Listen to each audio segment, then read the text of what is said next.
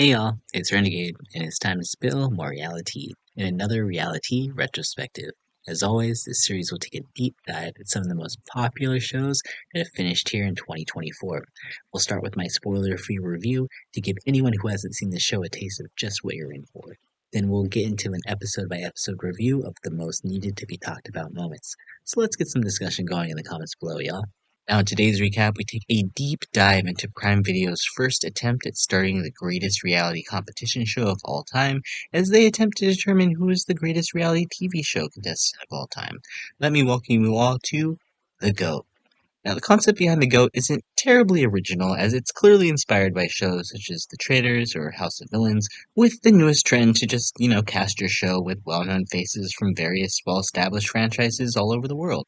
The GOAT takes this idea and bases its entire premise off that concept, as it pits 14 well-known stars from franchises like Survivor, RuPaul's Drag Race, The Bachelor, with even Fuckboy Island making an appearance here. So, with everything on paper looking great, the stage was set for a new reality show for the ages. But did The GOAT's first season deliver a legendary new addition into the pantheon of reality TV? Well, let's discuss more in my spoiler-free review. As I already kind of stated in the introduction, The GOAT is a show that pits reality stars from 14 different franchises against each other to determine who is the best at just being on a reality TV show. Each week is themed after a different type of reality TV show, from dating to cooking to even Dr. Pimple Popper, and they will compete in two different challenges based around these themes to ultimately determine which stars are up for elimination each week. The first challenge is individual and will determine who is the GOAT for that week.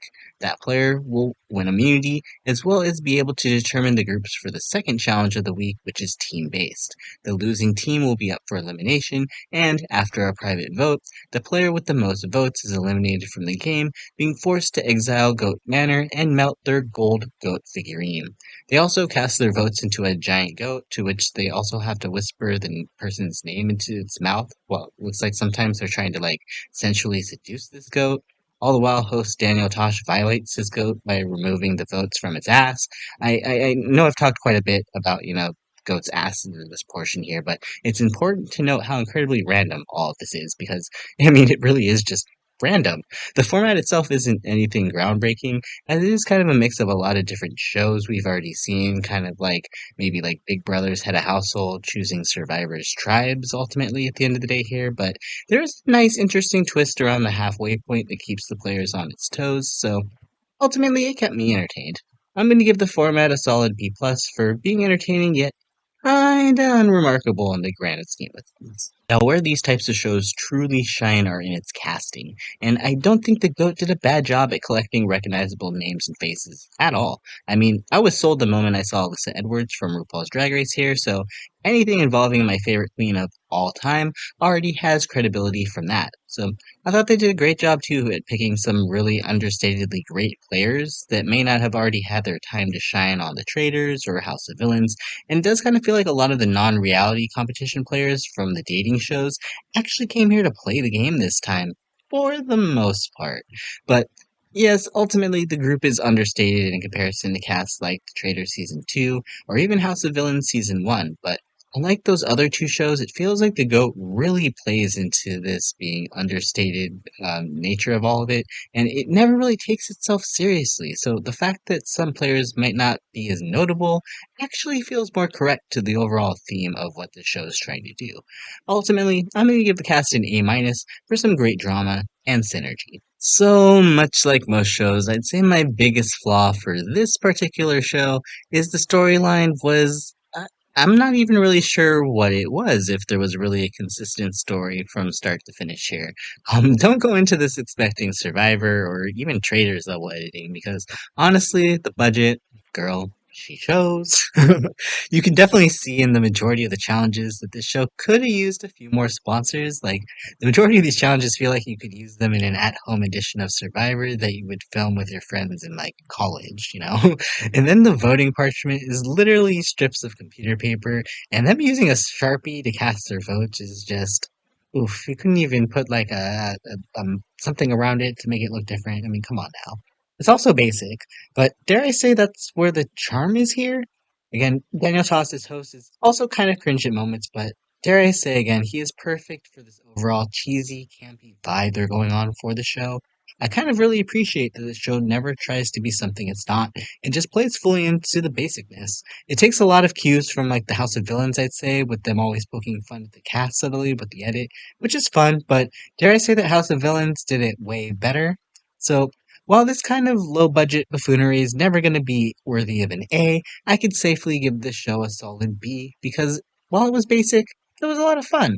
Overall, The GOAT is a fun new addition to the sudden surge of reality TV alumni shows. It has a solid format with a casting pool that they can basically get anyone at any time, which sets them up to have a lot of longevity in the future. Obviously, the first season is never without its growing pains, as the budget clearly hinders the overall show from being the greatest of all time, but with a show called The GOAT to begin with, did we really ever expect this show to be the greatest? I don't think the showrunners did entirely either, but I also don't think that was necessarily their intention. What this show it feels like it was meant to be is a love letter to reality TV in general, allowing us to celebrate everything about this trashy, campy ass genre that we love into one basic ass melting pot of fun. Sure, I'm hoping future seasons will up the budget just a bit, but if RuPaul's Drag Race Season 1 can be filmed with a Vaseline filter, then I sure as hell can get over the basicness of the GOAT and hope there will be a possibility of season 2. That being said, I'm going to give the GOAT an overall rating of a B+. So, now that you know what the show is and what my thoughts are on it, let's get into the real tea, y'all. If you haven't seen the show, I definitely suggest stopping here or use the chapter guide to go to specific episodes. So let the GOAT games begin, y'all. We get a pretty hilarious introduction from host Daniel Tosh as we get a brief introduction into the game and a few opening confessionals as the reality stars make their entrances at the start of the season premiere. Let's meet our cast, shall we? We have Lauren Speed Hamilton from Love is Blind, Season 1 winner, Jill Zarin from The Real Housewives of New York City, Reza Farahan from Shaws of Sunset and Trader Season 1, Tech Holmes from The Real World and multiple seasons of The Challenge, Paula Mayfield from 90 Day Fiancé, Joey Sasso from The Circle Season 1 as the winner and perfect match, Kristen Daute from Vanderpump Rules, Joe Amable from The Bachelorette and Dancing with the Stars, CJ Franco from F-Boy Island, Devon Rogers from Big Brother and The Challenge, Jason Smith from The Holiday Baking Challenge, Wendell Holland, winner of Survivor Ghost Island and Survivor Winners of War competitor, Tasha Adams, The Bachelor turned Bachelorette, and Justin Johnson, aka Alyssa Edwards, from RuPaul's Drag Race. Now, we actually get a lot of intro confessionals here from like a lot of the players here. I mean, Lauren, Jill, Joey, Kristen, Grocery Store Joe, CJ, Davon, Jason, Wendell, Tasha, they all get opening confessionals. And so does Justin Johnson, but I'm just going to call Alyssa Edwards from here because, I mean, I said so I don't care. Now, we get some fun scenes showing some prior relationships as Lauren and Joey are friends due to their Netflix connection, while Reza, Kristen, and Jill are the Bravo people, and Bachelorette Tasha has a reunion with Grocery Store Joe. Host Daniel Tosh introduces the show, but he wants to workshop the name, and I agree, like, is this really the best name we could have came up with? But, anyway, moving on.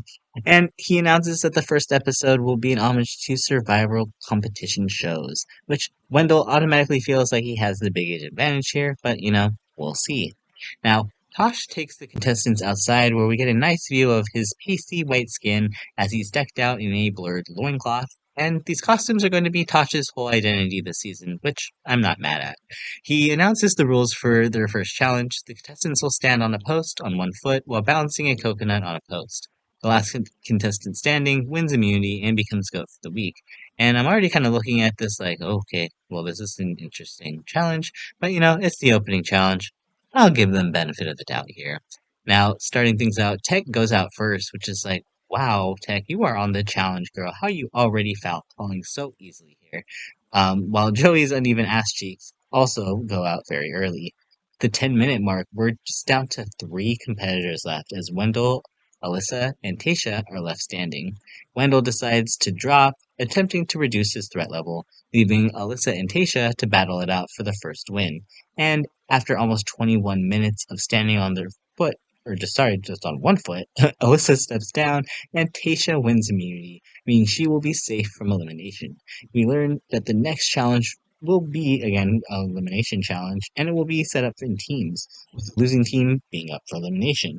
As she's this week's GOAT, Tasha gets some power to change the game, having the power to decide the teams. Now, Davon and Jason immediately align, but Davon's true allegiance at this point seems to be with Wendell as they have the CBS connection, while CJ, Joey, and Lauren align as well. Jill, Reza, and Kristen decide to loosely work together, while Tasha goes to Grocery Store Joe for some strategy advice. We learn the next day from Pirate Tosh that they will have to swim for their life to survive a team challenge, as Tasha decides to pick Alyssa, Tech, Davon, CJ, Joe, and Reza for her team. In this challenge, they will need to build a boat, have 3 players sail across the pool, grab some keys, sail back across the pool, and give their final teammate to open a chest. And I love how all of this happens in the mansion's backyard. And looks like something, again, I could film on YouTube with friends for, like some sort of impromptu survival thing. Ooh, video idea for our draft team. Now we get the purple team here of Joe, Justin, Tech, and Davon. Again, versus the orange team of Joey, Kristen, Wendell, and Jill opening the chest. Now the purple team decides to use their 20 minutes to build a decoy boat, as the real boat is an attempt to throw off the orange team. And the orange team just decides to play things out for real and just attempt to try to build a good boat. Now, during the challenge, Jill and Day, as the 2 sit-outs, bond over a little strategy, as Jill's upset that she thinks she wasn't picked by Tasha because she's weak. Now, Orange gets their keys to Jill first once the challenge actually starts, as it's basically luck at this point when it comes down to whoever locks the chest first. So Day isn't out of it just then, but Jill manages to open the box first and wins the challenge for the Orange team. However, because there was the decoy raft being built here, Reza calls that out and finds out that the raft is actually super tiny, so, that they actually get disqualified here, meaning that the purple team actually wins immunity. Now, I can't handle all this controversy. It's already only episode 1, y'all. I don't even know the rules to this format, and they're already being broken here. So what even is this madness? Now, going into elimination, seems like the names on the block are Jason, because he's been so quiet, and Joey, because he's been so loud. Devon seems to really be pushing more for Joey, because Jason already approached her earlier in the day, while Joey hasn't tried to talk to her at all. And for those of us that do, true strategy games here, if you're not talking to you, then they're more than likely talking about you. So things don't initially look so good for Joey, which kind of sucks. It's kind of rooting here for my Circle alumni winner. But will Mama Day have the power to get what she wants? Now, the show is giving, again, very House of Villains without the villains here, with the goofy counters like Wendell's survival name drop counter that they have here, or Joey's counter of attempting to flirt. Now, we get to our first ultimation, which Tosh has named their eliminations here, which, okay, ultimate elimination. It's not bad, Tosh. I enjoy it. Now Tosh joins everyone to reveal the vote, and it will take place at the Temple of the Goat, which is just, their backyard. Now everyone goes one by one to cast a vote for the losing team members to go home, and then we get welcomed again to our first ultimation outside. We learn if they're eliminated, they will have to toss their gold goat into a fire and watch it melt away, just like their dreams of winning this game. Now Tosh reveals the vote tally one by one, alternating between Jason and Joey, our 2 targets, until we learn the votes are tied. 7 for Jason, 7 for Joey. Per the rules, the tie-breaking vote goes to the GOAT, meaning Tasha will have to make the deciding vote between Jason and Joey tonight. But sadly for Tosh, he loses his biggest fan as Tasha decides to cast the deciding vote for Joey to be the first to leave Goat Manor after changing her mind in the revote, which is like, oof, number one, why'd you change your mind? That's kind of a little icky because you're already working with some people, you told them where you're going to vote, and then now you're changing your mind, like, just openly, publicly, and you haven't even been able to talk to anybody to confirm this, so already kind of looking at Tasha like, this is questionable, but she's the bachelorette, she's used to making these hard choices for love. Please remind me if Tasha actually stayed with the man that she picked from The Bachelorette, because I don't know. I have never watched that show since like the very first season where like Erin, I don't even know her name, where she fell in love with the guy. That was the only season of Bachelorette I ever watched, by the way. And secondly, we are so sad to be losing Joey first. What a tragic, tragic first move. Seeing Joey go out so early when I know what he can bring to the show is really sad, but I also kind of get why he would be targeted first. You know, he could possibly be a strategic threat. I mean, I don't know if he necessarily showed super in-depth strategy on the circle, but I also know that wasn't like a super in-depth show when it was the very first season. But as far as like being social, making friends, Joey has that. So it's just really sad that we lose him here. So, you know, unfortunately, we can't have it all. And this boot order does get a little rough here. And, it starts out that way with Joey leaving first. At the start of our second episode, the women come together deciding to protect their numbers. But Devon is hesitant given the fact women's alliances in Big Brother especially notoriously never work out. And to play with our Real Housewives this week, our theme, Bravo shows, which means in their GOAT challenge for the week, they'll be slinging mud in a challenge that requires them to run under some mud to go look for a question if they don't know the answer to it, or just answer the question without getting dirty. Now, in our first question, Reza, Paula, and Wendell go out and get the question wrong and are eliminated. Jill and Tech get eliminated in question 2, followed by Joe, Alyssa, and Lauren in question 3. Keisha is eliminated in question 4, leaving our final 4 for the final question as CJ, Jason, Devon, and Kristen. The question for the final is how many pawns are there in a game of chess? And it's CJ that gets the question correct, knowing that she has a bunch of chess friends, she's the only one that knows the right answer, and she becomes the second GOAT of the week, which was very exciting to see and very surprising, because I'll be honest, I didn't get a lot of impression from CJ initially, but she turns out to be, I think, one of my favorite of the underdog contestants that we have here this season. Now, after CJ wins, Alyssa has a moment where she reaches out to CJ and the two have a really good bonding experience. And it's like, oh, I really like these two together. I hope this alliance lasts forever. Now, CJ picks Paula, Alyssa, Devon, Joe, and Tasha for the challenge, deciding to leave the Bravo people together on the other team. However, one player has to sit out, to which CJ decides who that is, and she picks Kristen. Now, in a true Survivor twist here, Kristen now has to tie her fate to one team, deciding to tie her fate to the purple team, aka the Bravo team. Elimination Challenge 2 is a relay race where CJ and Alyssa get the initial lead with a table flip over Reza and Lauren. But Tech's tosses help him and Jason catch back up in a Vanderpump Rules silverware throwing challenge. Wendell is able to get one ring on the orange buoy, and for Devon and Tasha get all of their Vanderpump silverware into the tub.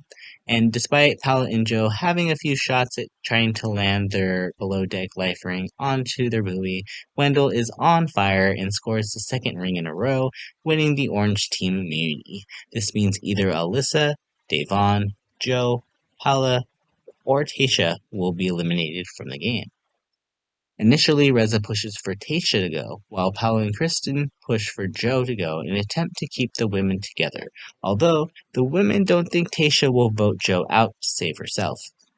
Tasha goes to Joe in an attempt to try to warn him that he may be in trouble, but the discussion turns a little negative for Joe. But Joe is actually kind of offended that Tasha made another alliance and that she's valuing it more than him. So Joe leaves the conversation very upset, realizing that tonight it's either himself or Tasha, and he is fully ready to see Tasha go.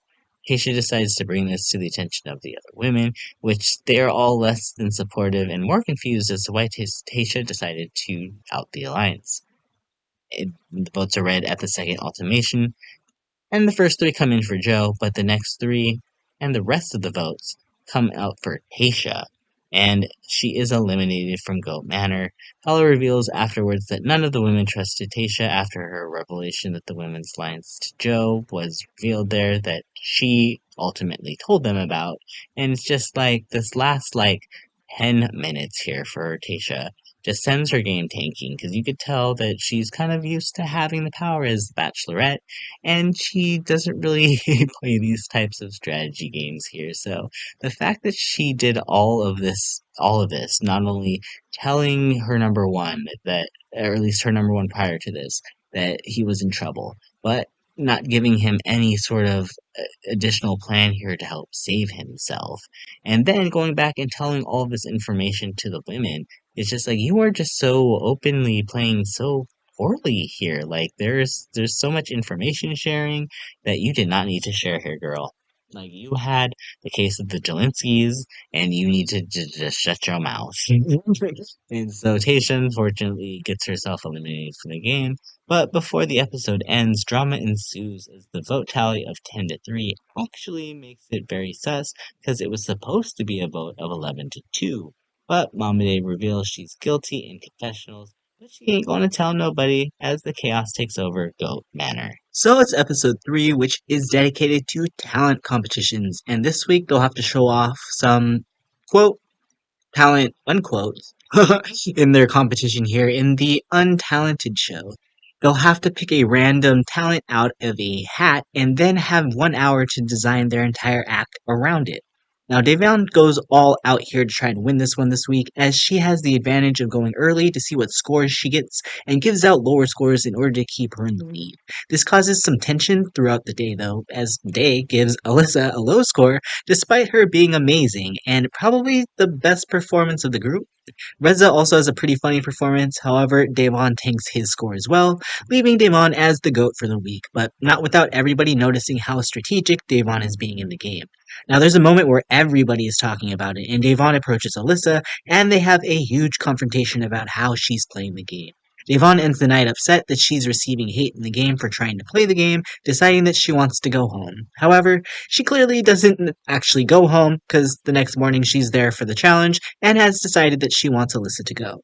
Devon decides now is the time for a big move, deciding to bring her plan to Paula that she wants to pick Paula for her team, but only if she throws the challenge, because Devon's master plan is to also pick Alyssa and force him up for elimination as well. So, for this week's elimination challenge, Devon picks Alyssa, CJ, Jill, Lauren, and Paula, and while Jill and Paula are in on the plan too, several others like CJ and Lauren who aren't in on the plan start to pick up that perhaps something is up since her team successfully throws Devon, and she takes the loss pretty well here. Usually she's such a bad loser, so they're like, there's gotta be something up with this. Now, Devon is pushing for Alyssa to go here before the ultimation, but we learn here that the gays and Wendell are working together. Wendell tries to get Devon on the same page as well, but it actually kind of blows up and makes Devon strictly want Alyssa out even more. Wendell gathers all the men on his side, deciding to go to CJ to try to get her to save her one ally, Alyssa, by voting out her other ally, Lauren, who is part of CJ's original trifecta. Now, when it comes to the ultimation, Jill declares she is firmly on Devon's side, and we go into the elimination with the assumption that Alyssa's probably doomed, especially as the first 5 votes are for Alyssa to go. However, the next 5 votes come in for Lauren, tying us between the two contestants. We learn the next vote is for Lauren, meaning that if the next vote comes in for her to go, she's gone. But if the next vote's for Alyssa, then Devon will break the tie. But the final vote is for Lauren, meaning CJ switched up, and Wendell's plan blindsides the blindsider as Lauren sadly leaves as a random casualty. The best part of the elimination, though, is Lauren saying, "Oh my god, there's a liar among us," and Kristen and Yvonne are like, "Yeah, it was CJ." And Lauren is still trying to, like, go with this bit, like, "Yeah, but there's a liar." Like, I mean, she tried. She tried. Now, we end the episode officially as Tosh slowly backs out of the area as Devon and Alyssa go at each other. Alyssa ends the night with a comment towards Kristen that she doesn't love anybody but the bottle, which is like, ooh! Alyssa does feel bad about the comment and attempts to leave so Lauren can stay, but the men and CJ seem to come together to squash things. Oh my god, the drama. I kind of love all this. I do love Devon, but damn, her spot is a little blown up right now. And I love Alyssa too, but damn, is she not taking this shit so personally. Episode 4 begins with Paula confronting CJ about her decision to change her vote at the last ultimation, and she decides to stay the night with the men and become a refugee in CJ's words.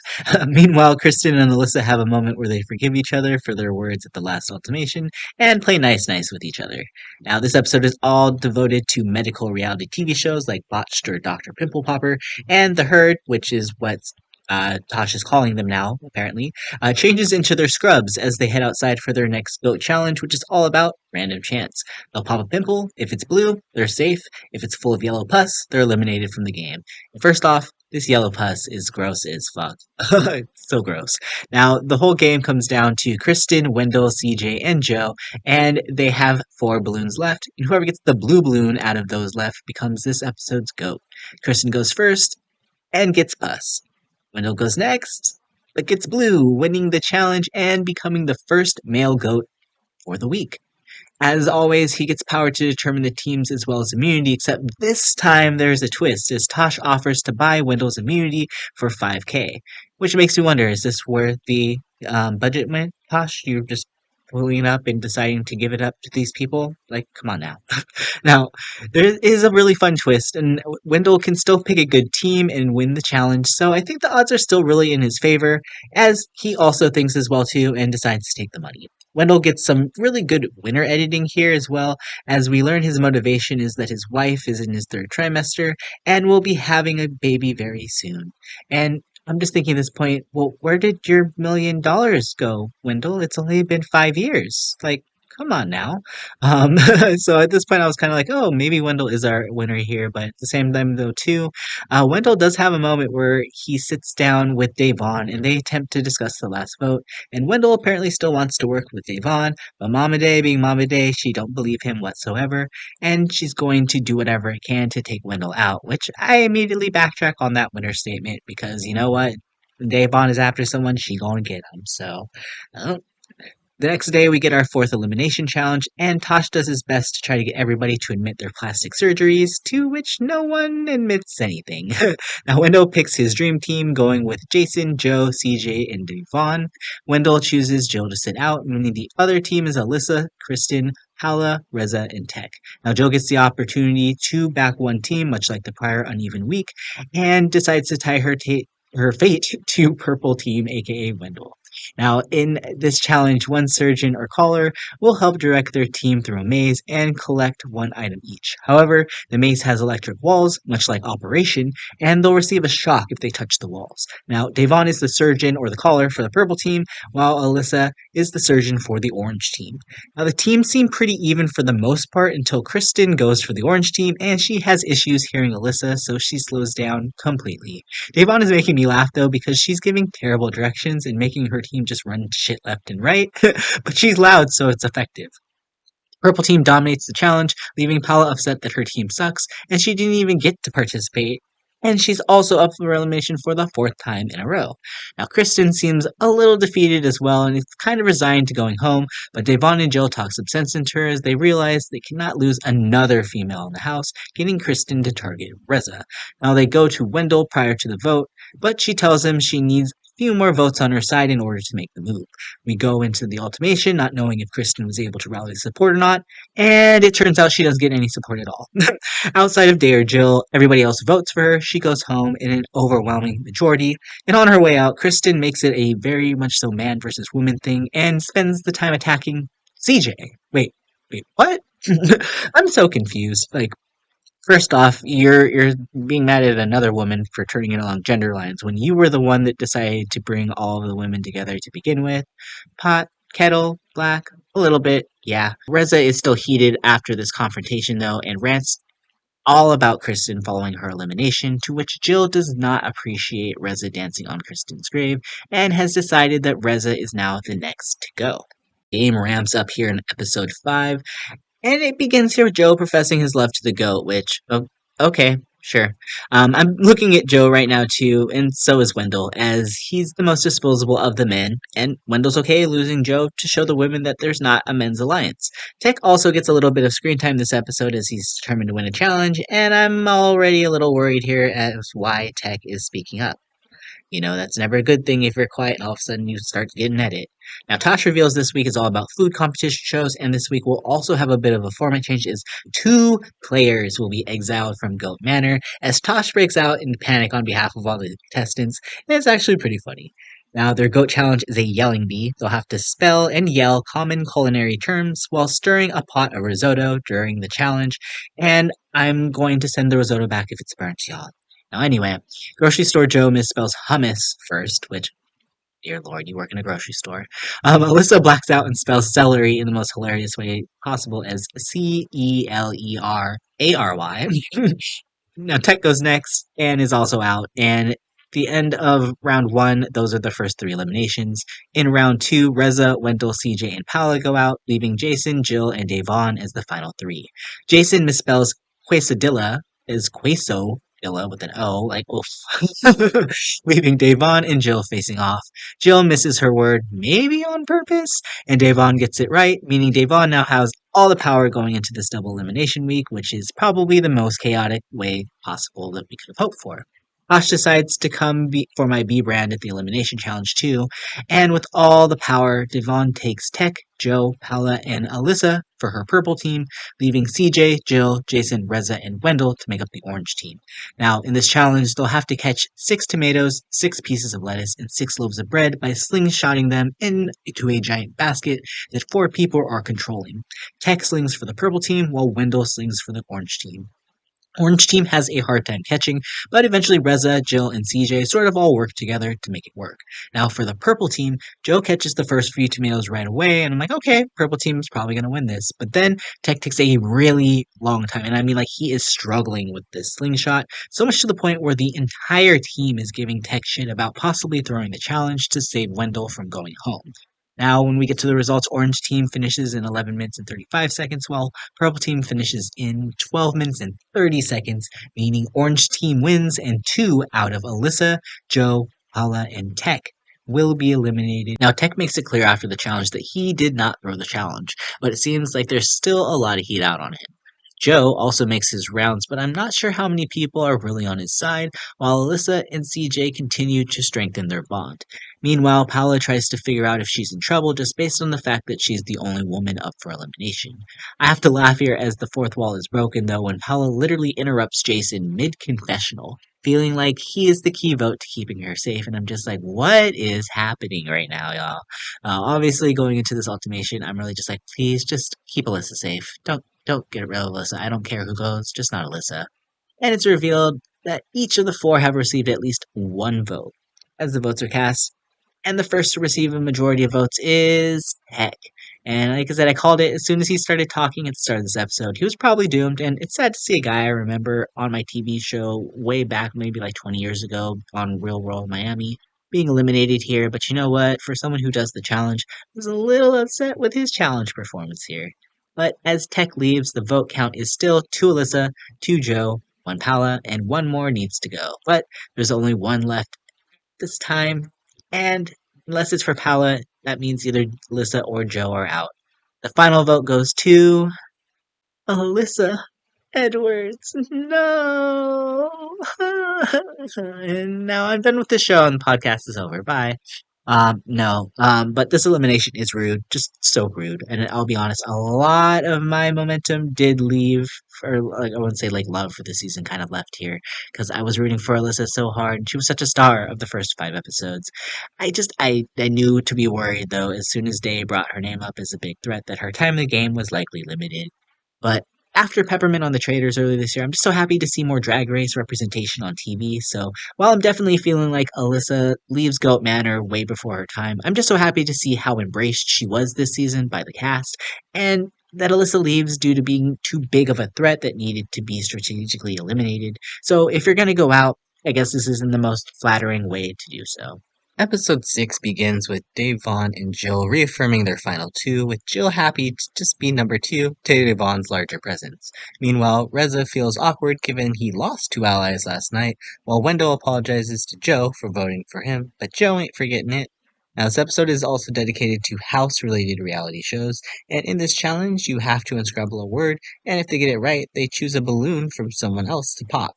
Once all 3 balloons are popped, not only will they be covered in oatmeal, but they'll also be eliminated from the challenge. In round 1, Wendell throws to see who's after him, and Joe immediately shows him by coming for Wendell first.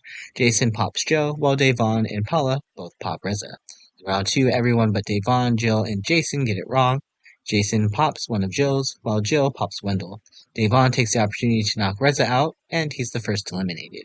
In round 3, Joe and Wendell eliminate each other, leaving 5 people in the competition still, and Davon, the only one left without a pop. Well, in round 4, Jason chases that by popping Davon, which leads to the rest of the women ganging up on Jason and eliminating him. In round 5, CJ and Davon pop each other, which leads to CJ eliminating Davon at the start of round 6. In round 7, CJ pops Paula, leaving her with one balloon that Jill decides to pop and eliminate CJ from the challenge. Final round, as long as Jill gets it right, she wins, and she correctly spells diamonds, winning her first GOAT challenge of the season. Now, they take the night to enjoy themselves for officially making it to the halfway point, and they have a pool party. But Davon and Jill break away from the group to go scheme, which brings the end to the group narrative because everyone else branches off to do their own strategy discussions. Reza is ready to get rid of Davon, and he and Jason strategize, knowing CJ and Joe are likely to swing votes. Joe confirms in confessional he's sticking with the women because they're playing smarter, however.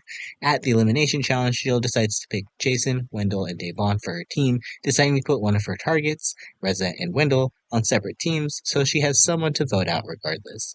In this challenge, they'll compete in a former Survivor staple challenge where everyone holds up a platform with a rope, and they must keep the platform level while transferring 16 blocks over to build a house. If they lose balance and drop the blocks, they'll have to start over. Now, despite the thought that Jill has stacked her team, Orange immediately gets the lead. Joe is really bad on the balance beam and falls a bunch of times, allowing Purple to take the lead. Purple gets to the point where they're about to put the roof on, but they drop it. Orange gets to the same point and also drops the tower. Down they're neck and neck on the restack, then it comes down to the last couple of pieces, and Purple completes the challenge first. Paula is once again up for elimination for her 6th time in a row, and is sitting next to CJ, Joe, and Reza. Going into the ultimation, it seems like Joe and Reza are the main targets, with Reza doing his best to plead his case to the women that Davon and Jill sort of don't hear, because this is the first time Reza has actually spoken strategy to Jill in the game, which makes it a little awkward since he's fully expecting her to save him tonight. Davon and Wendell have a conversation about the vote, with them ultimately deciding on Joe, but with Davon telling Wendell she will tell him if something changes. Or will she? In the ultimation, Reza has some words for Jill as he senses his life in the game is on the line, and ultimately he was right to speak his piece, because when the votes are read, it's Reza in a 5-3 vote. Now he leaves, wanting to the other contestants to eliminate Jill next, but in true Bravo fashion has to make a scene leaving his goat behind, as he tosses it over the wall. Cannot with him as it lands on the temple of the goat below. So dramatic. As Tosh closes the episode out as the true drama queen, though, saying that the next episode brings a massive format change. And sadly, we lose Reza here. Reza was actually a lot of fun this season. I'm glad he got to stay a lot longer than one episode like he did on the Traders. But ultimately, I think Reza has proven he is not very good at strategy games. But do we like to see him get eliminated? Sure, it's fun. He's dramatic. So we'll go with that. Now, episode 7 begins as Tosh reveals his big bombshell from the episode before that there will be no more team challenges. There will be a GOAT challenge, but the winner will now have new powers. Now, Tosh comes out dressed as Guy Fieri and reveals this competition is based on 60 seconds to win it. They'll be paired up against another player and hit the buzzer closest to 60 seconds while avoiding distractions than their competitor. The more accurate player moves on and the loser is eliminated. The last player standing becomes this episode's GOAT. In round 1, Joe and CJ face off with Joe's strategy to buzz in right after CJ hits her buzzer because he thinks she's going to count fast because she's nervous. And Joe's read is correct as CJ hits the buzzer at 54 seconds, allowing Joe's 55-second buzz to win him the round. In round 2, Jason and Wendell face off with Wendell hitting the buzzer before Jason, and while Wendell was close at 58 seconds, Jason wins it with 59 seconds. In round 3, Devon and Jill face off, with Jill buzzing way early at 43 seconds, which allows Devon to easily win her round. In round 4, Paula takes her first turn against Joe, with Joe using the same strategies he did against CJ, and it works again as he wins the round and advances into the finals. In round 5, Devon and Jason face off, and they're literally 0.2 seconds away from each other, but Jason is closer, advancing to the finals against Joe. The final round is a New Year's Eve minute of annoyance, and with 55 seconds, Joe wins the challenge. We learn now that 2 players will be up for elimination each round, the player who ends up last in tomorrow's elimination challenge, and the player that the GOAT picks to put up for elimination right now. Joe decides to put Wendell up for elimination, and things look bad for Wendell. But Tosh reveals that he has a saving grace, that if he wins tomorrow's elimination challenge, he will nullify the nomination and get to pick his replacement nominee. Realizing the game is starting to intensify, CJ decides to attempt to get back in good graces with the other women again, but Pal makes it clear she doesn't trust CJ. CJ takes the night as an opportunity to get to know each other. They put a bunch of questions in a bucket, and they have a good get to know you session where CJ reveals she was bullied at a young age, while Wendell reveals that his girlfriend is pregnant. Jill wakes up the next morning with some acute back pain, and we get a cameo from Miss Phaedra Parks as she gets the producers to take her to see her husband doctor to make sure she's okay. And there is some tension that she has to miss out on the elimination challenge, which would mean that she's DQ'd for not coming back and competing, but she makes it back in time, and we're good. Their next elimination challenge is called Wheel of Misfortune, which involves them spinning a wheel and having to compete in a gross Fear Factor style task. The last player standing wins $5,000 as well. In his first task, Joe has 1 minute to put his head into a box of Madagascar hissing cockroaches and pull out 3 goat figurines with his teeth, and with 2 seconds left on the clock, Joe completes it. Wendell has to eat a spicy habanero pepper in 1 minute, while Devon has to take a full shot of mustard. Jill has to eat a bowl of wasabi rice, and she's unable to do it, and it looks like Joe's up for elimination now, anyways, for being first out of the challenge. Paula gets eliminated next after being unable to eat a really disgusting sandwich with a bunch of random shit on it, which I don't blame her. Jason has a moment where he seductively eats a stick of butter, which is like, what? Devon quits during her bowl of peas and peanut butter, which is like, what? Girl, that would be so easy to eat. Well, Joe gets eliminated during the wasabi rice task, which actually kind of seems hard now. CJ gets eliminated eating some frozen pickles, leaving just Jason and Wendell left. Now, Wendell has 60 seconds to eat 3 hot dogs, which seems like a really hard task to me personally, because I'm really bad at eating stuff, especially quickly, and massive amounts of food in that amount of time would be so difficult for me. And sadly, the winners get Wendell, and he's like 2 or 3 bites away when the timer ends, which sucks. Which means Jason wins the challenge, and Wendell is now up for elimination against Jill. Going into ultimation, Wendell makes it a very strong case, actually, that Devon, Jill, and Paula are running the house, and appeals that those on the bottom, CJ, Jason, and Joe, need to make a move tonight, or it could be their last chance in the game. But sadly, he goes home in a unanimous vote. The episode ends with Devon primed to take the win, while CJ says if Day wins, it would be such a bore fest, meaning her target is firmly on Mama Day. Not that I would say that, I think Devon's actually kind of playing the best game right now by far, and especially with Wendell gone, who I think was her only real competition here. And I'm actually kind of sad to see Wendell go. I was actually really appreciating his presence here. It was a very different side of him, a much more lighter comedic side. I think that we got to see him on Survivor, especially in Winners at War. He was just far too serious there, and he was a little bit, I would say, sadly under-edited as far as I'm concerned compared to his ally Dominic in Ghost Island. So I feel like there was always this like fun side of him that we never got to see, but we got to see it here. So was very, very happy with Wendell's presence on the show this season, and sad to see him go. Now, going into episode 8, CJ is feeling very vulnerable as Devon, Jill, and Paula want her out. CJ wants Devon out and goes with Joe with this info, but Joe doesn't want to make the move because he's aligned with Devon. Now, Devon has a final 2 officially with Jill, Joe, and Jason, a final 3 with Jill and Paula, and another final 3 with Jill and Jason, which basically leaves CJ out, so that means CJ needs to go. This week is a nod to fashion reality shows as we get our GOAT challenge, Mannequin or Mannequin. They'll have to recreate a mannequin bride with mannequin parts, clothing, and accessories, and the first player to get all of their items first wins. Now, it comes down to a 3-way race between CJ, Devon, and Jason, and all 3 get it wrong on their first check, but on their second check, it's Devon who becomes GOAT for the week once again and wins all the power this week. It definitely wasn't going to be Joe, because Joe, for some reason, decided to use male parts on his bride, who was supposed to be a female, but okay. Do you, Joe? Race or gender is dead anyway, so okay. Now, as she's the only one who Devon is not aligned with, CJ is nominated for elimination, unless she can win the next challenge. Now, Devon tries to approach CJ to explain the situation, which CJ pushes back on Devon, feeling like she's going after CJ because Devon is surrounding herself with weaker players. Paula takes offense to this because she would be considered one of those weaker players, and she gets into it with CJ. They eventually calm down and have a very honest conversation about their places in the game, making Paula question her place within the Alliance. In their next challenge in Heels, players will have to navigate a runway obstacle course with a book on their head. At the other end, they'll have to grab a second book and come back in the shortest amount of time. Paula and Jason both immediately do well on this, but end up dropping their second books at the end. Jill is having to do the challenge having her back pulled out, having to take her time slow and steady, but she's also able to complete it even with a brace. Joe completely struggles because the book won't stay on his head at all, and he fails completely. As a model, CJ should have the biggest advantage here, and although she gets the book knocked off once, she ends up finishing it pretty quickly as well. It ultimately comes down to CJ and Davon with just 3 seconds between them, and it's Davon who wins her second challenge of the episode. She's killing it here. This means sadly CJ will be up for elimination against the weakest in the herd, Joe. However, it seems CJ may have stirred up enough distrust for Paula and Devon and Jill that she may make a move to save CJ, or at least make a move eventually against Devon and Jill because at this next vote, everyone follows Devon and votes CJ out. CJ's speech on the way out basically calls out Day's game, saying everyone in the top 5 is an idiot for keeping Devon around, so the seed has been planted. Will anyone be able to take out Mama Day at her own game?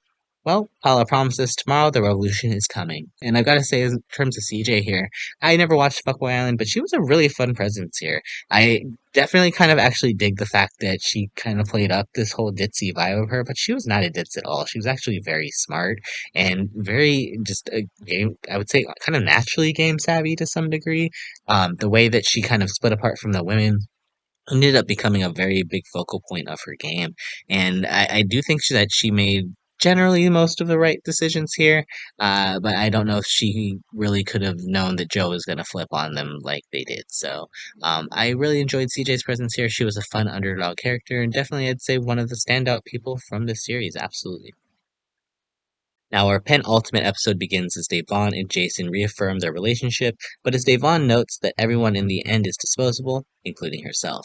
Which is important that Devon is aware of this because Paula is ready to make her move, going to Jason to attempt to get him on his side against Devon, and it seems initially Jason is not receptive. Instead, eventually noting that he needs to sit down with Devon to tell her about this at some point. I say eventually because Tosh comes in to tell us this week it's all about dating shows, and Joe thinks this is now his element, even more so than Paula, because no one watches her dating show. I mean, I'll be honest, I never watched either of them, but, but again, we learned this is the the penultimation, as whoever wins tonight will guarantee their place in the finale. Well, right before the challenge, Jason gives Davon a heads up that Paula is coming for him, and we meet Tosh wearing a Naked Man t-shirt, and okay. Now, the final goat challenge is called Lips, using the only lips they'll hold against an orange against a plexiglass wall for as long as possible, moving down the wall as time goes on. After a few rounds, it's Davon that actually is eliminated first. Joe's back goes out next, getting him eliminated, followed by Jill, who now needs more injections and a massage after this challenge. At 30 minutes, Jason versus Paula, and they both want the win because they both never won a challenge. At the 38-minute mark, Jason is struggling, so he attempts to play some mind games into convincing Paula to drop, but Paula is much more determined at this moment to make her mark and isn't buying it. Jason eventually drops, and it's Paula who becomes the final goat of the season, at the right time. Saying now is the time to strike as she puts Devon up for elimination, noting it's because she saw Jason and her talking, knowing she is playing all angles of the game. Now back in the house, Jill is having a conversation with Paula because while she doesn't like that Day is the target, Jill agrees that Paula is right in the end to make the move. But their talk is interrupted when Day confronts Paula about the whole situation, which leads to a giant fight between the two as things escalate quickly when Paula calls Day a bitch. Jill calls Joe in to stand in between the two so they don't throw punches as Day ends the fight, saying she'll show Day what a bitch she could be, then takes it all back saying that she's instead going to pray for Pal. Like, okay, sure. Now the final safety challenge, herding goats. How meta. They'll have to match a pair of goats using matching symbols on their collars in the shortest amount of time, with the slowest player automatically being up for elimination. Also, this is Devon's final chance to save herself from the vote, knowing what a big threat she is. Paula has to go first as the goat and kind of struggles with one of the last pairs here, while Jason seems like a natural and blazes.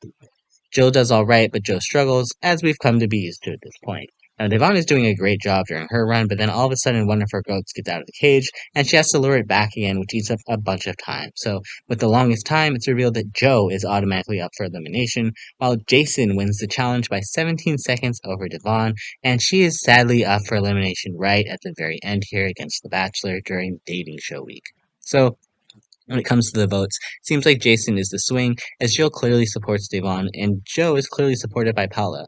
Jason feels some type of way because he obviously gave his word to Devon, but he knows at the end of the game, and the smartest move here would be to remove the biggest threat on the board. So I'm heartbroken for Devon because she played such a strong game and really deserved the win from my perspective. It was definitely the smartest move though, but Devon is right. As she exits, the narrative of the season will be that the winner won, but Mama Day was truly the goat of this cast. I hate this outcome because it would just be so nice to see Day get her win, but she's also super messy, so I could kind of see why her game kind of fell out at the very end. But we're down to four with no strategy gamers left in this finale. Yes. Who will be the ultimate GOAT? The Holiday Baking Challenge champ Jason, the real New York City housewife Jill, the 90-day fiance Paula, and as even Tosh says, the surprise of the finale, the challenge loser grocery store Joe of the Bachelor franchise. And we have no idea how this finale is going to work. Will it be challenges? Will it be a jury? Will it be a public vote? Will Tosh decide? Who knows? Because all the players are back for the finale and I can't wait, I think. So it's time for our season finale. And our final four begin the episode embracing being in the finale. And we learn it's Joe's first time being in any finale whatsoever, which doesn't surprise me. I mean, it's Joe. I gotta laugh though because Tosh comes in the next morning saying Paolo made a big move getting rid of the next biggest threat, asking who she's going to go after as the next biggest threat next. To which Paolo doesn't know. She just knows that she's not going after Joe. um, but Jill here is having a nightmare that Joe is going to magically put everything together in the end. Which I'm just like, don't even put that out there in the universe, Jill. Just don't do that. That's literally the worst thing you could ever say. Please don't. At the same time here too, Tosh also plays up how Jason turned on Day last round, to which Jason justifies in his mind as just gameplay. Now Tosh reveals this afternoon there will be an elimination, and only three of them will be facing off in the final ultimation. We head outside for our first ever reality remix race as they revisit past challenges in an attempt to finish 5 stations and collect all of their puzzle pieces for their final puzzle. The last player to complete this relay race is eliminated. Now, Paula is super impressive here because she literally lands her ring in the first stage with her first toss, getting an early lead. Joe gets his ring next, followed by Jason, leaving Jill to struggle to lasso hers. Now, Joe fucks up trying to find his key at the second station, though, allowing Jason to pass him. Jill eventually gets her ring lassoed, and she's back in it as the men join Paula on the table flip. Paula gets to the word scramble after getting the table flip immediately after that, knowing that this is probably going to be a spot where she's going to struggle because she immediately knows that it's everybody's names from the season that she needs to unscramble, but she's worried she might not be able to spell them correctly. Now, Joe and Jason manage to flip their tables next, catching up to Paula just as Jill gets the table flip. But Jill makes quick work of it and catches up to everybody at the word scramble. Joe takes the lead from Paula here, getting to the slingshot first, where he's able to nail his target and head to his final puzzle. Paula gets to the word unscramble, and then heads to the slingshot, which she dreads. And she was right to do so, because she literally smacks herself in the face with it and knocks out part of her tooth. Like, this is the craziest slingshot accident I've seen since The Amazing Race, y'all. Now, Paul eventually hits her target, just as both Jason and Jill get outside, and both Jason and Jill make short work of the slingshot, with it all coming down to the puzzle. Now, Joe manages to overcome all the obstacles that he's faced his entire life just existing in this game and manages to complete the relay race first, followed closely behind by Toothless Paula. In a final head to head, it's Jason who takes the final spot in the finals as Jill is sadly eliminated from the game. And I gotta say, I was kinda actually expecting at a point in time that Jill was going to be the winner. I think honestly, if she got to the end, she really had a good case and a lot of support for her to possibly win. She really grew on me. I don't really watch a whole lot of Real Housewives, but she really made me fan. That's like just like Phaedra did during in the Traders here. Jill really proved to be a gamer, and she played really hard since day one, and she left the game wearing no shoes. So you gotta respect Jill there.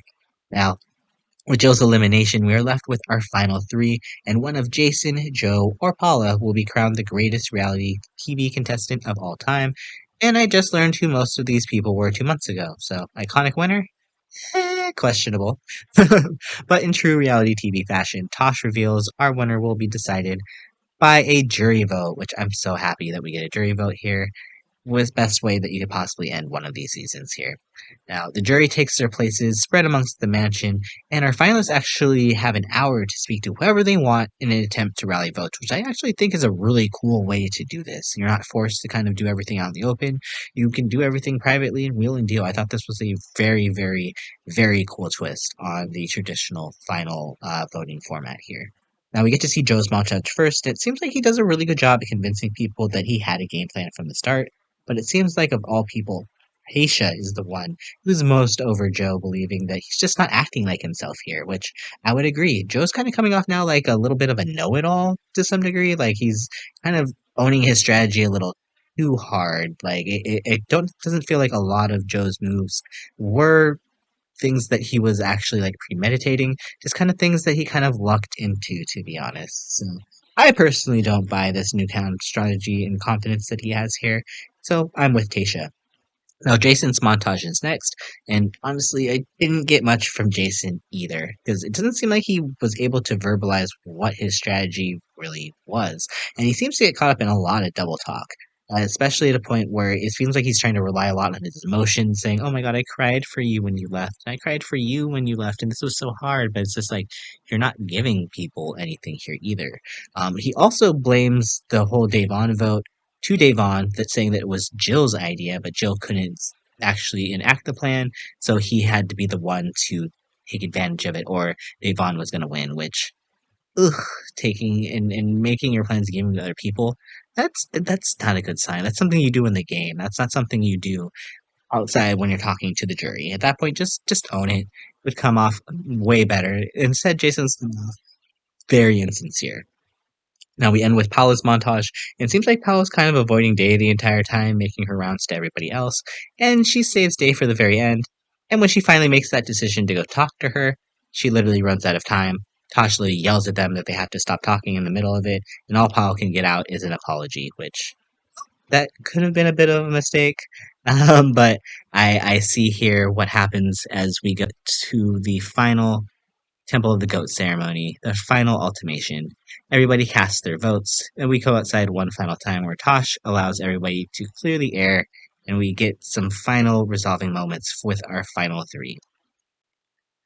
Now, at this moment, Tasha takes one final moment to confront Joe, while Day takes the opportunity to confront Jason and call out his lie about Jill forcing his hand, to which Jill has a very strong reaction to. Paula also has a moment where she gets to justify her big move against Avon, and with that, the final votes are revealed. And by a vote of 10 to 1 to 0, the greatest reality TV contestant of all time is Paula Mayfield from 90 Day Fiancé. And I've got to say, I am so happy with this result here, especially out of the final four. Definitely the most deserving here. While I do think Davon probably would have been my more preferred winner here, Paula, being the one to take Day out, is definitely deserving here. I really think that Jason and Joe were a lot cockier about their games for whatever reason, when honestly I don't think either of them played very well. It's one thing to sit back and kind of let all the big dogs take shots at each other, but none of them really did any of the dirty work until Paula made her move to ensure the three of them could be sitting in the end. So while I've never seen 90 Day Fiancé and I still question if it's the greatest reality TV show of all time, Paula is absolutely a great winner here, whose social game kept her safe from elimination despite being nominated for 6 weeks straight. And while it's still kind of cliche nowadays for a winner to sit around and make their big move at the very end, Paula executed this strategy to perfection, and she's definitely worthy of the title of the GOAT. And that was the season. If y'all made it through, make sure you like the video and tell me all of your thoughts on the GOAT in the comments below so we can keep spilling that tea, y'all. It's going to be a busy, busy summer here with Big Brother 26, The Mole 7, and Canada's Drag Race versus the World 2 coming up shortly, so make sure you subscribe to not miss out on any of the upcoming content. Till next time, this is Renegade signing out. Bye!